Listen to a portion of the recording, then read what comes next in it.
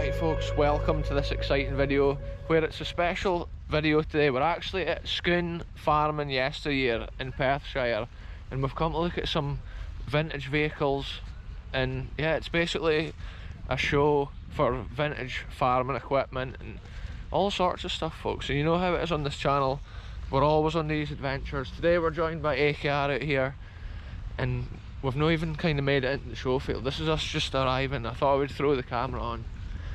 2024 Scone Farming Yesteryear. So let's get into the action folks. Check this out folks, we've now started the show. Like every show that we start, we're having a cup of coffee before we get going. Look, there's an international for sale over there as well, I mean McCormick. Yeah, this is a cool show folks because we've got vintage cars, vintage tractors, military vehicles. I saw combines and stuff, and we're actually in the shadow here of Scone Palace, which is a famous Scottish palace here in the lands of Perthshire. So yeah, it's amazing shows like this. It's normally abandoned history we document on the channel, so it's cool to see these historical items that's been saved and rescued for future generations to see and enjoy. And the classic and old stuff's the best stuff to see. So not only folks does Scone Farming Yesteryear have vintage cars, tractors and other items to see, it's also got incredible auto jumble with stalls selling all kind of knickknacks. And I've just picked up, it looks like roughly 50s or 60s. It's actually a military mine detector kit, and it's a full kit, a vintage mine detector kit folks. And just check it out, this sort of military technology would have been top of the range at a certain time. And the gentleman that was selling this, I actually saw him at Glam's as well, and he was saying this is his last ever show. So I thought, what better time to pick up a cool artefact of history like this. Because we visit so much of the Cold War places, it's cool to pick up knickknacks like this and just see how they did things back then. And a mine detector folks, it's absolutely mad to see it. And the technology involved with these things, 9-volt battery, and this is the thing you would bury if you were testing the machine and you were wanting to find the mine. You would bury this under the ground and then you would get an idea when you went over it if it was working or not. So yeah folks, it's a complete kit, and it's mad to see that vintage sort of military apparatus, and I just love the character of it. And it is complete. It's also got the earphones and stuff as well. But it's a talent to get it packed up folks, and I'm obviously not very skilled at that yet. Check this out folks, there's a John Deere club here and some interesting old John Deeres. Look at this 4240. It's actually got a hydrostatic 4-wheel drive system. So the front 4-wheel drive is actually turned from hydraulic motors instead of having a prop shaft running the length of the tractor. So that's quite a unique design with this tractor. When I was little, this is the sort of John Deeres that used to kick about doing the harvest. That would have been a main tractor, and that would have been a big tractor of its day, like big 6-cylinder. But it's cool to see that system. Yeah, there's all different shapes and sizes of tractors. The cool thing with this show, there's loads of clubs, John Deere clubs, there's even like Davy Brown, Fergie clubs. So we'll head round and just take in everything that we can see. It's often just random at these shows, I just record things as I pass by, but often if there's crowds of people you can't actually see things up close. So this is incredible folks, there's probably like 2 miles of stalls just selling bric-a-brac, and we've been browsing through those stalls for like the last couple of hours, and it's mad. We've not even looked at any of the vintage equipment and stuff. So here we go, I've thrown the camera back on folks, and let's go and take a look at what cool vintage vehicles and stuff is on show here at this year's Farming Yesteryear. In the centre here there's all these car clubs and stuff like that, and each car club has got a right variation of different motors, different levels of restoration. It's quite cool to see. Look at that Ford Escort RS 1600, restored immaculately to its former glory. Check it out folks, this is when cars were cars. Ford Model T, a lot of these coach built, the same style as the old horse carts that used to be around in the early days. Wooden construction, all handmade, each part. And just look at the detail of the restoration on these ones.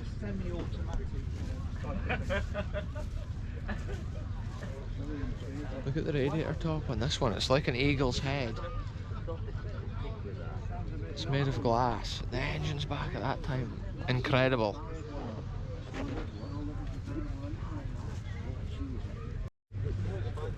See that, folks, red Riley. That's quite cool. I've not seen a red one before at the shows. The styling of the Rileys is pretty cool. There's just the right mixture of cars up here. There's even like Americans, big Chevy trucks and stuff. The old British motors. And I like these classic MGs.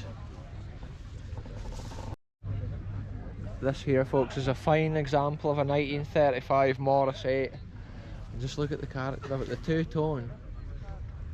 Almost British racing green with the black on the top. Check out, folks, for all the American viewers watching the video, Chevrolet 3100 it says on the side. Incredible. It's got that patina with a rusty look. Check out, folks, a Humber Super Snipe. Looks like a grand car of its era.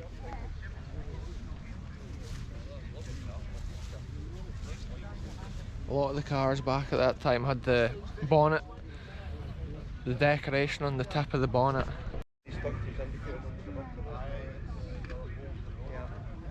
A Jowett Javelin, folks. I've never even heard of one of those cars. That's the cool thing with these shows. You often get rare cars like that. Unusual cars. Look, I think that's the older style front grille on there. Yeah, that must be an early Morris 1000 with that split windscreen as well. Look at the character of this, folks, a Ford console. And I just love the style of this. It's got that kind of sun visor at the top of the windscreen. That gives it a certain character. Amazing to see. Look, here's another American truck up here. A Chevrolet Apache 10. American viewers, get in the comments. Are these still pretty common in America, or are they rare? In this country, you hardly see them at all.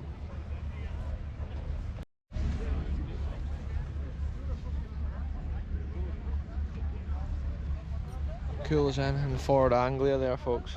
I love the style of those Ford Anglias. Morris Traveller, popular vintage car. And then this car here, look, there's another Humber. Mark 1 Scepter, 1963. Check out, folks, Triumph Herald right there. The cool thing with those cars is the whole front bonnet lifts up with the wings. I think it's a Herald anyway. Let's have a look at the back, folks. It's actually maybe a different model. I'll take a look if it's written on here. Yeah, it is. It's a Triumph Vitesse 6. Yeah, it's a good job I got that right, folks. There's nothing worse than having the wrong model of car and then getting corrected later on.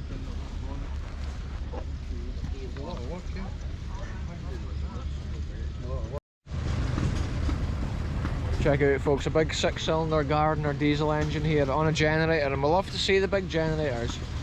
That engine would have some grunt, some big grunt. And shout out to the gentleman that just introduced himself, a fan of the channel, and he's got some stationary engines. And yeah, cheers for coming up to say hello. It's good to meet the fans. And shout out to Bruce as well, who's got this massive generator down at the far end. I met in with him last time at Glams and stuff, but I've not seen him here today yet. If we're kicking about in this area when he fires up the engine, we'll have to go back down and have a look.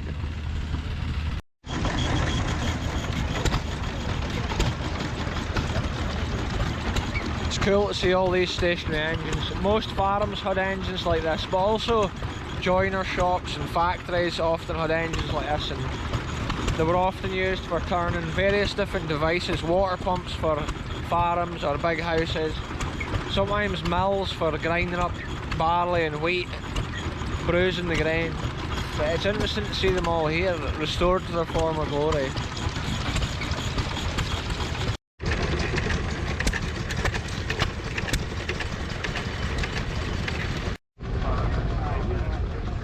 Another thing at this show, folks, vintage motorbikes and classic motorbikes. And look at this one here.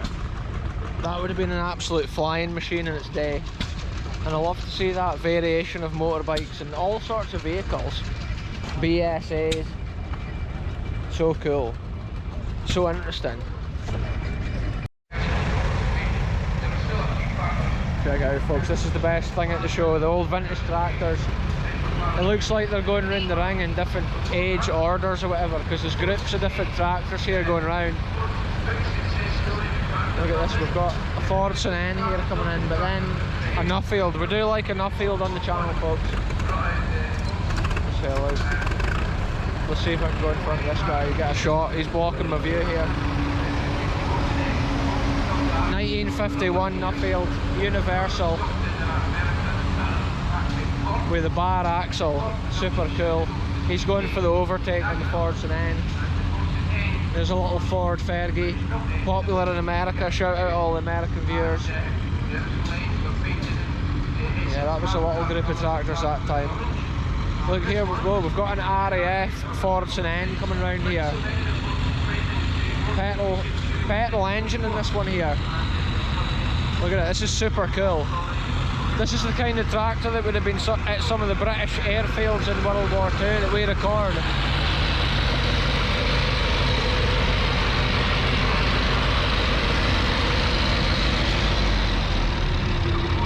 I could feel the ground vibrating with that thing rumbling past.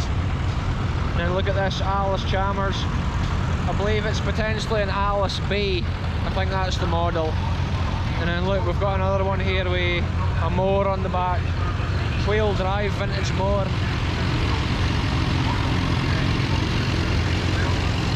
Yeah, there's a lot of these Alice Chalmerses and stuff kicking about. And like, look here, we've got a case.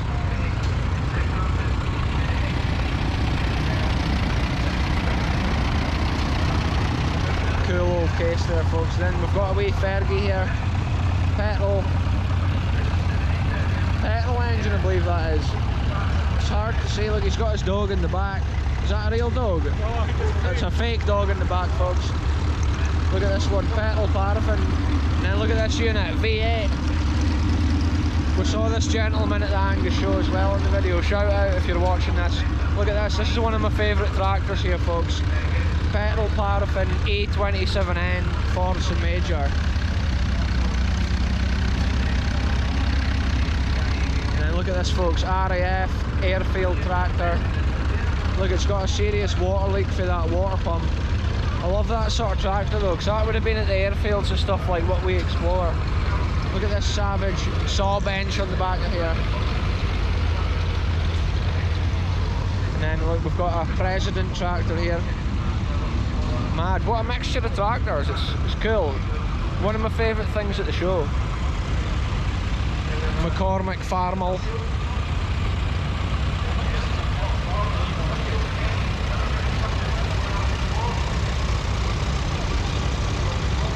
Yes, folks, they're all doing a drive-by. We're keeping the camera rolling for this section. Look at the engine in this thing. See, that's a really old one then, that engine there. I think is that fully petrol? Yeah, that's an early side valve engine right there. Now, is that a petrol paraffin E1A right there? That's a rare E1A right there, folks. Petrol paraffin. And then look at this Nuffield Universal 4. That's one of my favourite tractors here. Wow, folks, what a scene of history on the channel.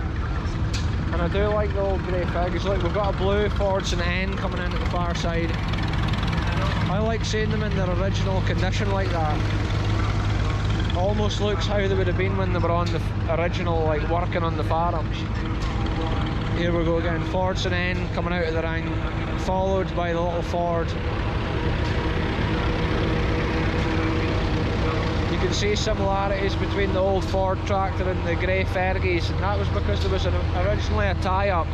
The earliest grey Fergie had a similar engine to the Ford tractor there. And then the later grey Fergie's got a little bit more power and a different engine.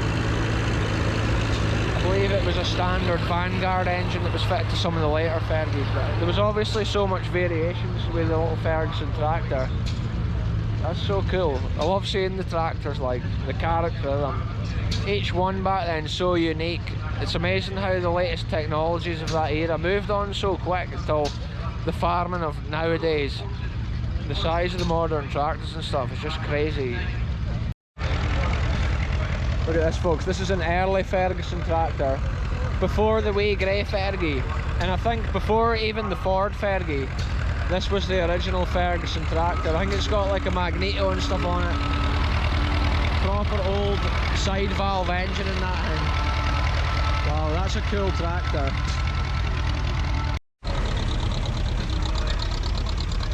Check it out folks, 4-wheel drive Ferguson with the original Fergie trailer. And that's a high spec Ferguson tractor there with the electrics package on it and the 4-wheel drive axle.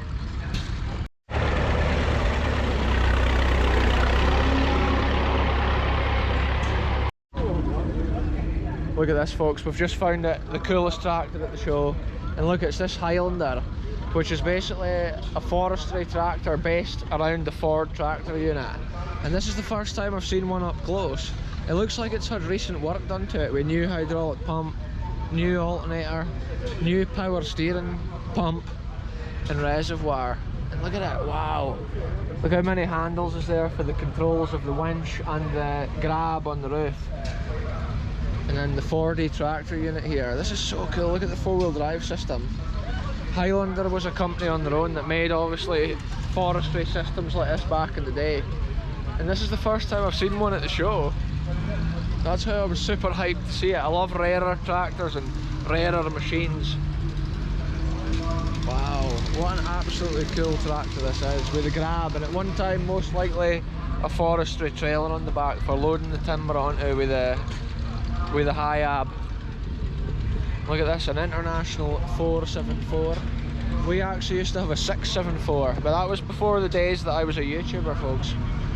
The 674 is a little bit bigger than this, but very similar styling. And look, there's a Ford 46. Check it out, Ford 5000, and it almost looks like this is the tractor unit that the Highlander was based on.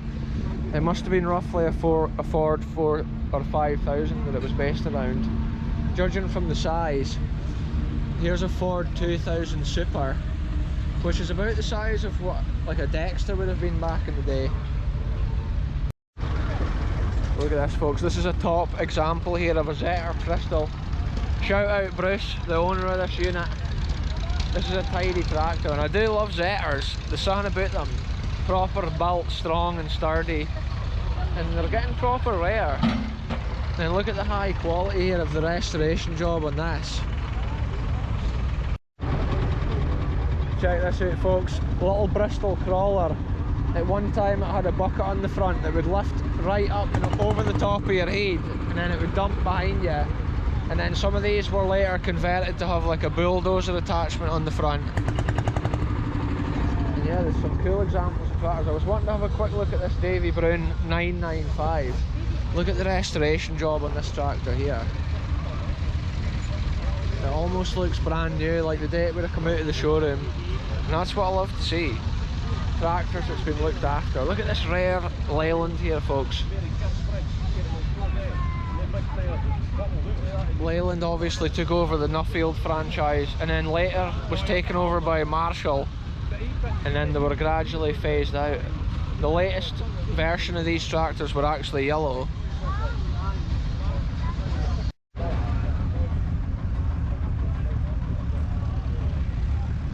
Yeah, there's such a big selection of tractors here folks, it's super cool to see. And look, here is one of these yellow Marshall tractors over here. So this is a great example of what I was saying a minute ago about the Leyland becoming a Marshall. It's basically the same tractor, just painted a different colour. And this one's been restored to almost brand new condition. Probably better than new. And then look at this 6610, also immaculate. Check it out folks, we do love a Fordson Major on the channel, and this Super Major here, a grey wheel Super, is in absolutely perfect condition as well. Yeah, there's loads of tractors, and some of them's in great condition, other ones are in like original condition, but it's cool to see that mixture. Look at this little Dexter here. Look at this folks, this is a fine example here of the wee diesel Nuffield. And then the Davy Brown here has been also restored to a fine standard.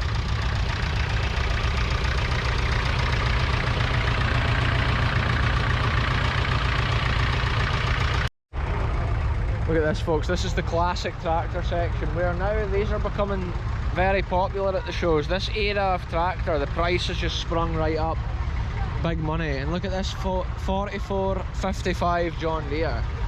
This would have been a monstrous tractor back in the day. Wow, the styling of the John Deeres back at that time was super cool. Similar to the big Ford TW25 that's sitting back there. Interesting to see that era of tractors at the show.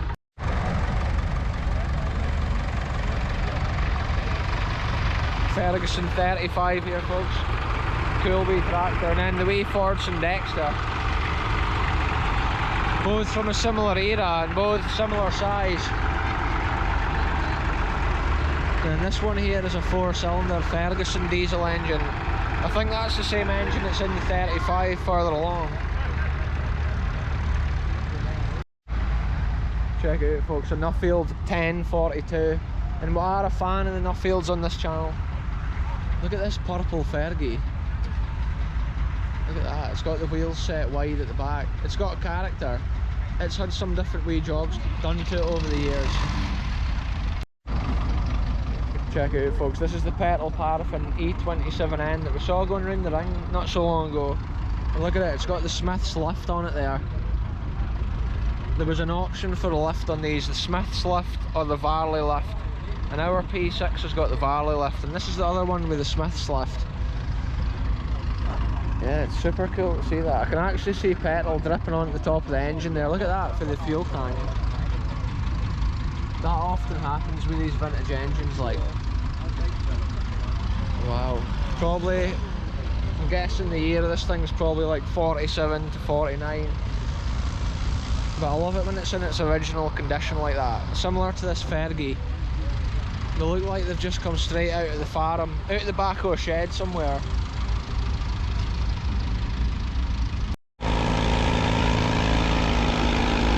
Check it out, folks, he's starting the big Caterpillar engine with a small donkey engine. It uses a little engine for turning the big one.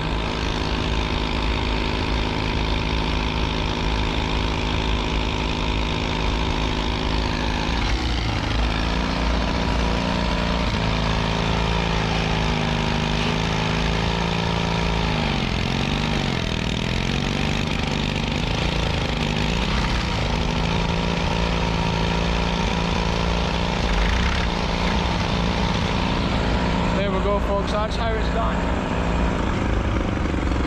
The Caterpillars are something that you see all over the world, from the wildest outbacks of Africa to the heartlands of America, and then all the way to the lands of Scotland here.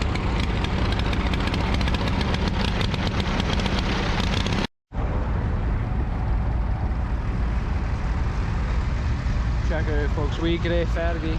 I've got a newfound love for the wee grey Fergie, folks. All my days I've been into the blue tractors and stuff, but the grey Fergie's got a certain character about it. It's that kind of 1940s design and engineering that you just can't beat. And yeah, I love to see it. The rawness, everything on these old tractors was there for a reason. A lot of it was not there for the aesthetics. Look at this, folks, we've got an E27N here that's got a diesel conversion engine and a Perkins L4 engine, which is a slightly smaller version of the P6 engine that's in our Fordson. But I love to see it.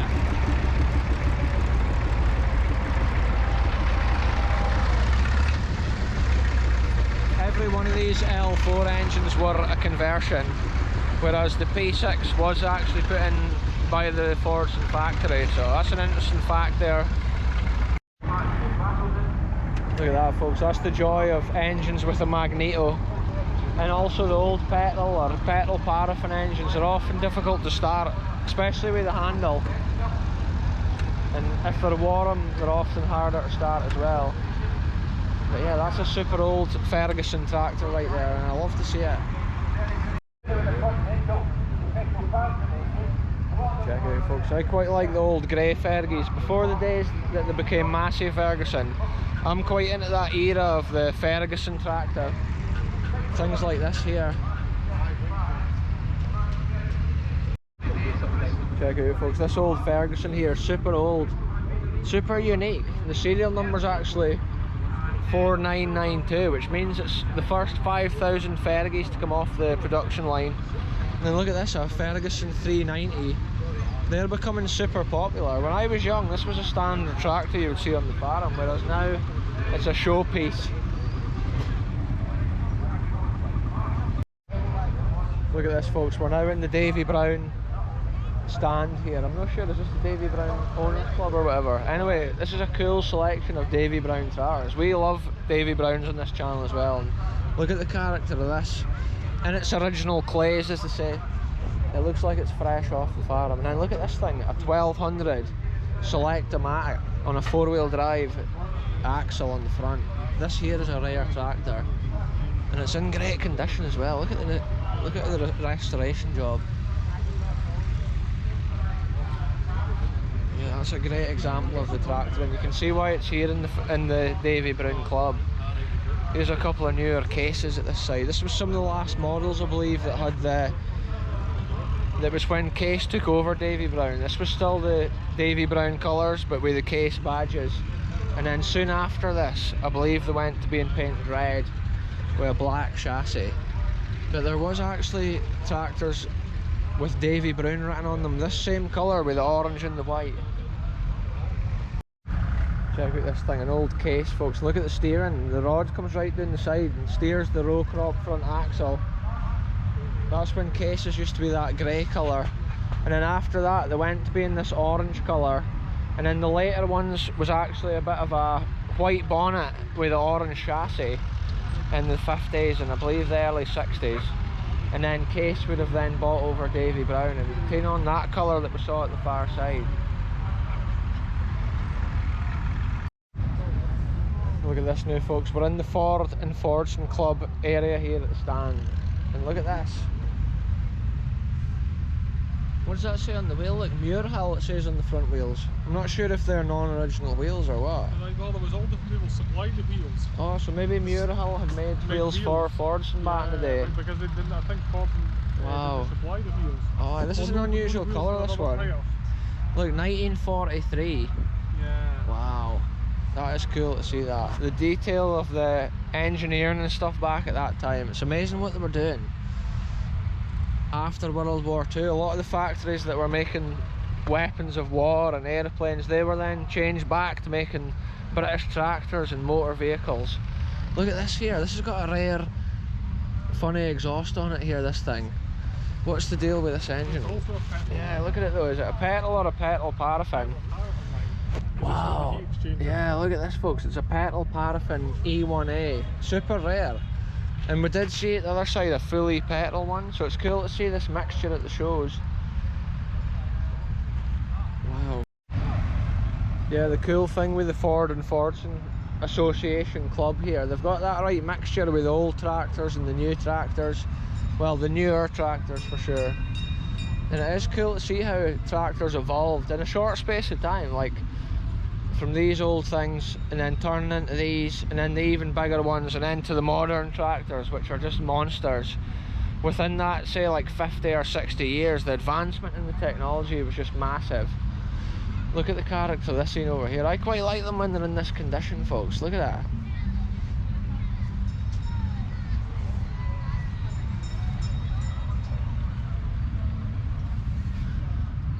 This looks different, folks. This has had a non-standard engine put in.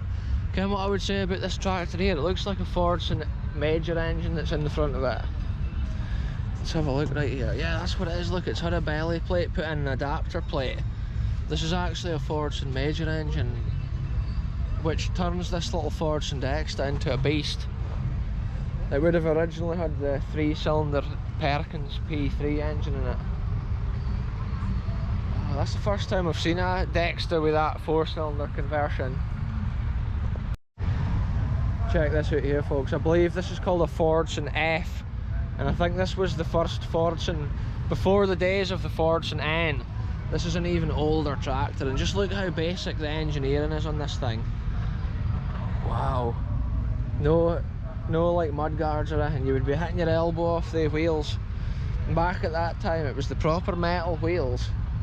Yeah, look, Fordson F, 1926, petrol paraffin. So it was petrol and it was tractor vaporising oil that it was using. And a thing like this, you'd have been glad to have it back in the day. Look at the gear handle.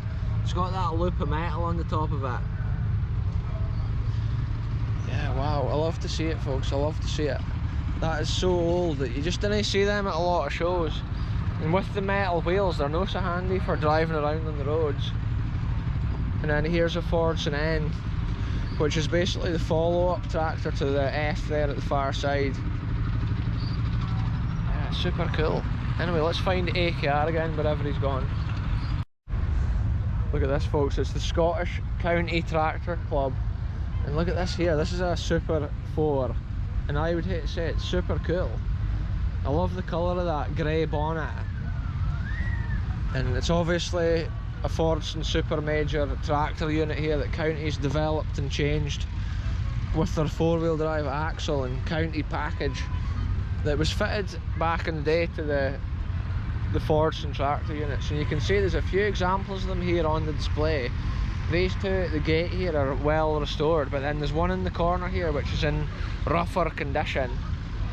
Some of these County tractors are worth big money nowadays compared to how they were maybe like 20 years ago. You could have picked in up maybe 5 to 10 grand. For an immaculate County now, you can be all the way up to 100 grand, folks, so that gives you an idea of the money it costs for some of these old tractors.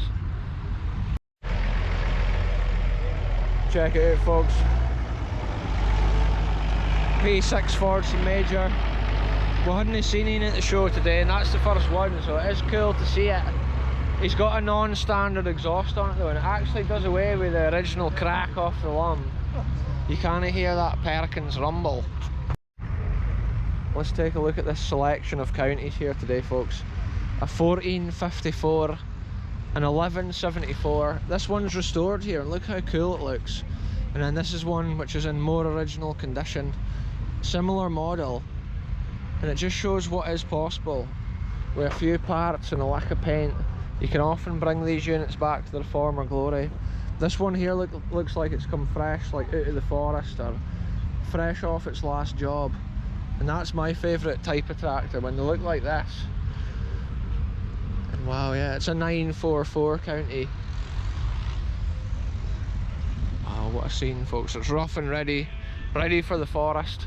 And look at this one, it's a 1004 or a 1004. I'm not sure how the cool way of saying it is for the County Owners Club, like, but look at this one, a Super 6, which is a 6-cylinder. I think it's a 6D engine, and obviously it's got the County gearbox and stuff on it. Wow, similar to the Major grille, but a completely different front end on it. There's another Super 4 here, folks, similar to the ones at the gate here, but this one's in its original condition, which is smart to see. The original condition's almost the best way to have them. It lets you see how they were when they were out in the field or out in the forest. Wow, there's no much room left with all that drivetrain and steering mechanisms. They fitted as much in as they could with the technologies of the time. And the wheel grip these things had was just phenomenal back in the day. They were good for farming as well as all other aspects like forestry, and they were good for ploughing and things like that. So check it out here at Scone, folks. There's a massive selection of military vehicles and tanks and all sorts of things. So let's have a wee look at what's on display, because you do know that military history is some of our favourite here on the channel. We like to do all we can to keep the history of Scotland, military related history of Scotland, alive, with the old abandoned airfields and anywhere else that's related to that sort of scene. And then look, we've got this tank. We did see it at Glams. Look at it. But it's not just tanks at this place, folks, it's a full mixture of different vehicles. Look at this one, US Army. Each of these trucks and vehicles had different jobs on the battlefield, taking soldiers or anything, gear even, out to the battlefield. Other times they'd be taking artillery and stuff. Look at this, I love the shape of these old lorries with a square front. That's almost like the model that I got. I got a model, Corgi model, folks. I'll show you in a minute on the video. It's a military truck and it's similar to this. Check out folks, we'll just keep the camera rolling as we walk down here. I normally just record random things at these shows, whatever I end up looking at. I do normally try and make a point of looking at the military vehicles. Land Rover 101, originally especially developed and designed for the military, towing their cannons into the battlefield, but then later also changed and developed for all use in the military, and this one here has been an ambulance. And it is cool as well to see that. Look at this folks, this big man truck here, this is the sort of thing that can go anywhere, all-wheel drive, often for taking the soldiers into the heart of the battlefield at high speed. Look, it's got a massive, is that the engine for the truck or is that some sort of generator? That's probably the truck engine, eh? Wow. Check it out folks, Harley Davidson motorbikes. 1997 is the year of it, and the military type is general purpose, and it was actually produced in the USA from 1993 to the year 2000, and this one came from RAF Honington in Suffolk. Check it out folks, this one here is a rare six-wheeler. It's got a slightly different cab on it.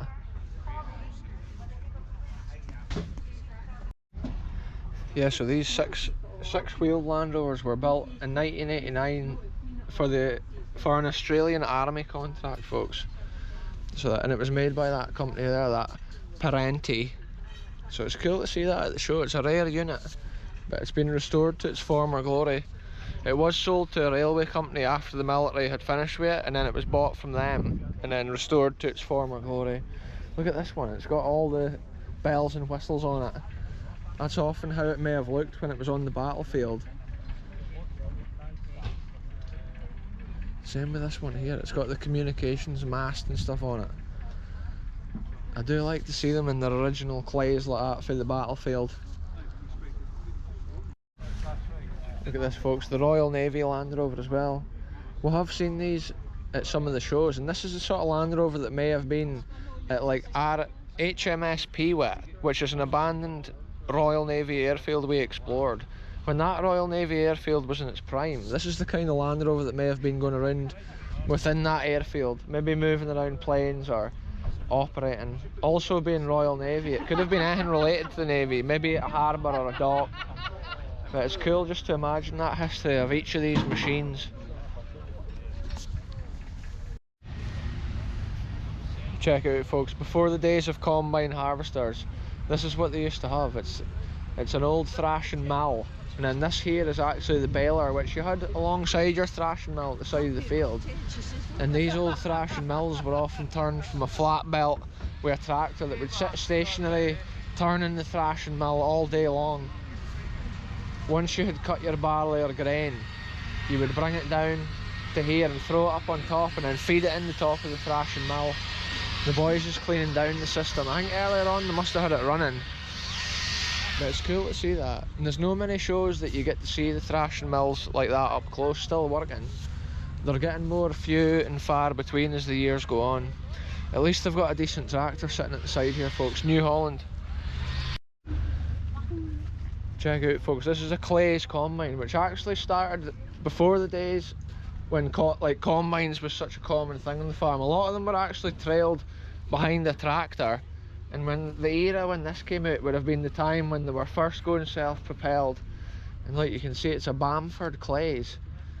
Wow, it's amazing to see how basic things were back then, but compared to the old thrashing mill made out of wood further along, this was like the latest technology of the era.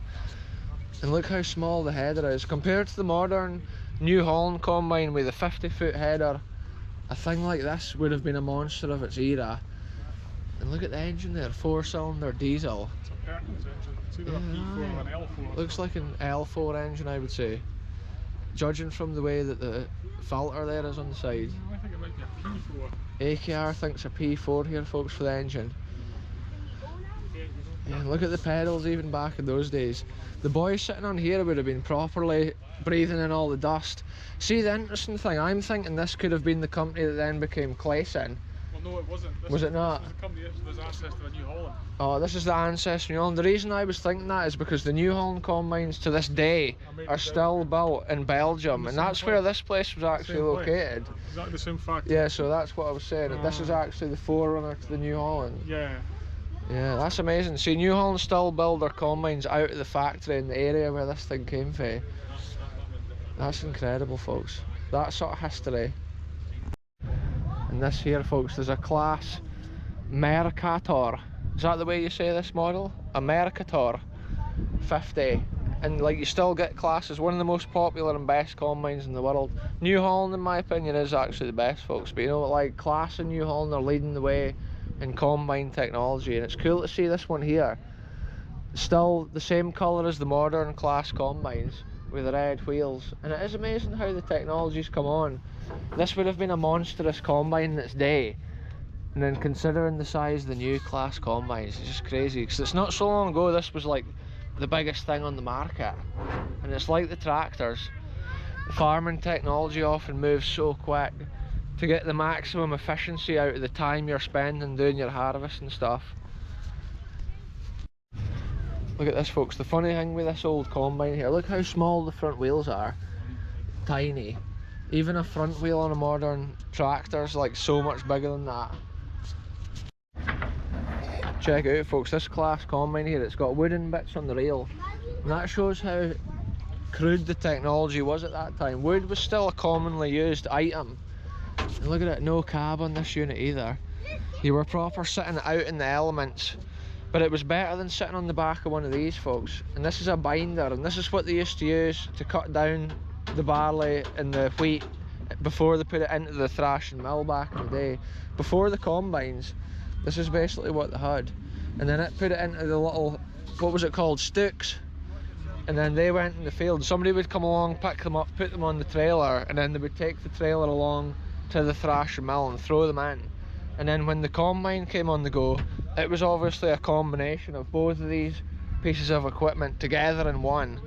And the interesting thing, like, this obviously has a tank and it would unload out the spout, but the old Clay's combine at the far side, it actually, you would clip on bags and unload into bags. There was no facility for dumping into a trailer. And that shows the early combine technology that we're witnessing here on the video today. Madness. So AKR has just been thinking of the history here, and we think it was actually a sheaf that came out of this, and then you built it up into a stook, which was like the heap of sheafs, which would then be collected by the person in the tractor or whatever. But yeah, it's proper technology. Often these were actually powered from that wheel running on the ground. That would turn the blade and the reel mechanism there, and somebody would be sitting up here engaging and disengaging it. Proper crude technologies of the era, but so much better than the original sickle and the scythe that was also used in an even earlier time on the land. Right, folks, I'm going to end this video here next to the Scottish Vintage Tractor and Engine Club stand here. There is a few tractors for sale. That's the cool thing with Scone. Often you can maybe pick up a vintage vehicle or whatever, or maybe you could even sell a vintage vehicle. If you've got it here with a for sale sign on it, this is the time you would get people that's actually really interested in that sort of thing looking at it. Yeah, we've had a top day here. It's been a good show. Even though the sun didn't come out shining, it was a perfect temperature for walking around, and it was enjoyable as well to look through all the trade stands and interesting stuff like that. So I showed you the military mine detector system that I actually purchased earlier, folks. Another thing, I bought a World War II RAF badge there, genuine, which is pretty cool because we've explored and documented so many RAF World War II sites. It's amazing to think the gentlemen, the airmen that were walking about would have had these pins on their hat or whatever in the war. So that's a cool little piece of World War II memorabilia that I've been able to collect. And another thing, look, I got this little model RAF truck, folks. I don't normally buy models and stuff, but it's such a detailed little model. I just thought that's the sort of trucks that would have been going around in these airfields and these places that I explore. So yeah, it's cool to pick up these little nuggets. Anyway, it's been a cool show, folks. I'm going to end it here. Goodbye from me, goodbye from AKR. Goodbye. And we'll be back with the next video wherever we end up going. Tune in again soon.